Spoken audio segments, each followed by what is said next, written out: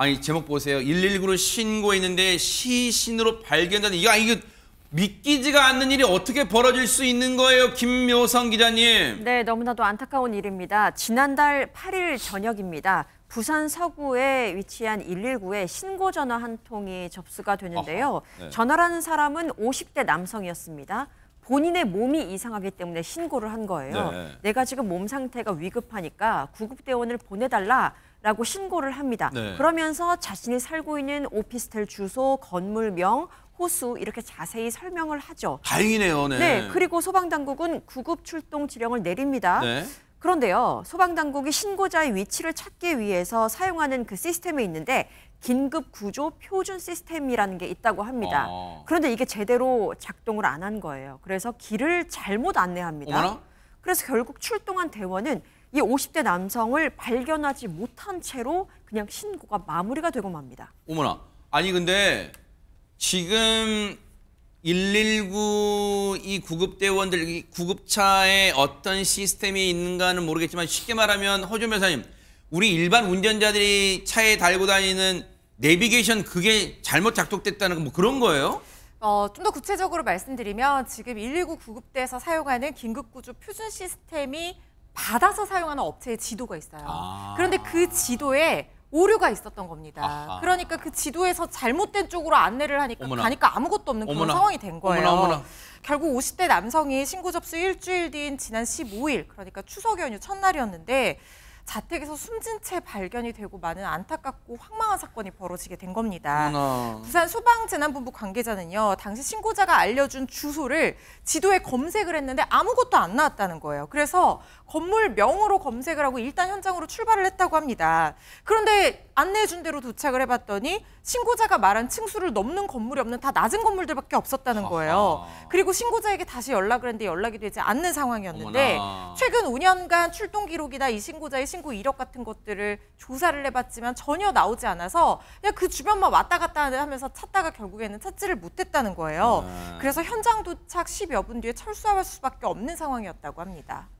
지금 상황을 들어보면 안진용 기자님, 물론 당시에 출동하셨던 이 구급대원분들도 나름 당시에 여러 가지 백방으로 그분 신고하신 분의 위치를 찾으려고 백방으로 노력은 해본 것 같다는 생각이 드는데, 그럼에도 결과가 지금 뭔가 좀 더 주변을 찾아보거나 뭔가 기지를 발휘했거나, 물론 제가 말은 쉽게 한다고 생각하실 수 있겠지만 그런 걸 방법을 했으면 어땠을까 하는 생각이 들어요. 정말 안타까운 사건이라고 말할 수밖에 없을 것 같은데, 이 지도가 알려주고 소방당국이 도착한 그 장소는 신고자의 거주지에서 약 300m 정도 꽤 거리가 있죠. 떨어진 곳이었습니다.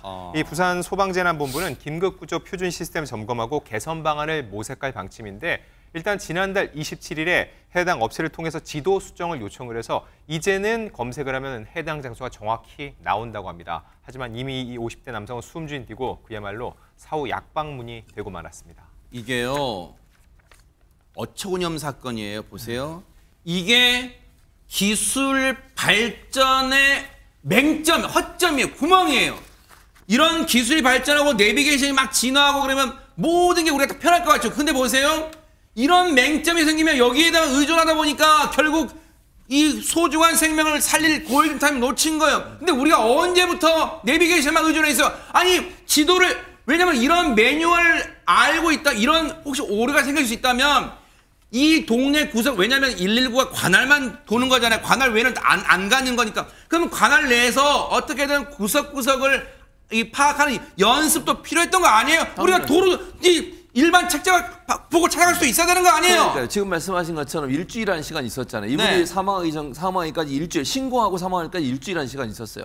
그 당시에도 현장에 갔는데 그 건물이 없어요. 왜냐면 신고하신 분이 명확하게 오피스텔 이름, 그다음에 동, 건물명, 호수를 다 얘기해 줬어요. 네. 근데 갔는데 그게 없다. 그러면 오류가 있을 가능성을 생각하고 지금 현재 이 시스템에서 운영하고 있는 그 내비게이션 업체 말고 다른 내비게이션을 확인해 보면 되잖아요. 아하. 아니면 지도 앱을 터서 다른 앱들이 여러 가지가 있잖아요. 네. 더블 체크만 했어도 한 번 더 다른 방법으로 확인만 했어도 아니면 정말로 네. 원시적인 방법이면 주민분들께서 물어도, 선생님 그렇죠. 여기 오피스텔 근처에 이런 오피스텔 있나요? 맞아요. 물어보고 하는 거예요. 바로 그렇습니다. 그런 노력만 있었더라도 저는 충분히 살려낼 수 있었을 거다. 일주일이라는 시간 동안 그냥 한번 가보고 그게 시스템이 잘못됐으니까 포기하고 와버리면 안타깝게 마지막 기회라고 생각해서 기대감을 갖고 119에 전화한 사람은 어떻게 되는 겁니까 대체? 네. 그러니까 119에 근무하신 분들이 열심히 일하시고 정말 맞아요. 노고가 많으신데 그럼에도 불구하고 마지막 희망의 끈을 119에 그러니까요. 두고 전화하신 분의 심정이라면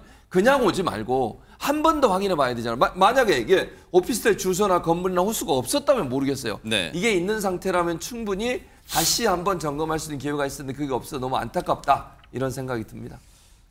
물론 앞서도 말씀드렸지만 지금 전국에 이 시간에도 전국의 소방대원분들, 화재 현장에 출동하는 소방대원분들 그리고 이처럼 긴급 구조, 응급 구조에 출동하신 소방대원분들 정말 노고가 많으신 거 진짜 알아요. 그리고 그분들을 가족으로 두신 분들 이 방송 보면 저한테 그럴 거예요. 얼마나 우리 남편, 우리 아들이 고생한 줄 알고 그런 말을 하는 거예요? 하실 수도 있어요. 제가 그런 노고를 모른다는 게 아니에요. 하지만 앞서 최진봉 교수님이 정말 중요한 말씀하셨잖아요. 그분은 마지막에 어쨌든 혼신의 힘을 다해서 이 마지막에 구조 요청을 한 거잖아요. 그분의 마음을 생각했다면 조금만 더 노력해 주셨으면 어땠을까 하는 아쉬움이 남아서 드리는 그런 말씀이었습니다. 너무너무 안타깝고요. 그리고 다시는 이런 일이 발생하지 않도록 차제에 이번 일로 끝날 게 아니라 이런 시스템 오류에 대비한 뭔가 매뉴얼도 만들어야 되지 않을까 그런 생각도 해봅니다. 감히요. 자, 기운 내시기 바랍니다. 전국의 소방관분들 그래도 기운 내시기 바랍니다.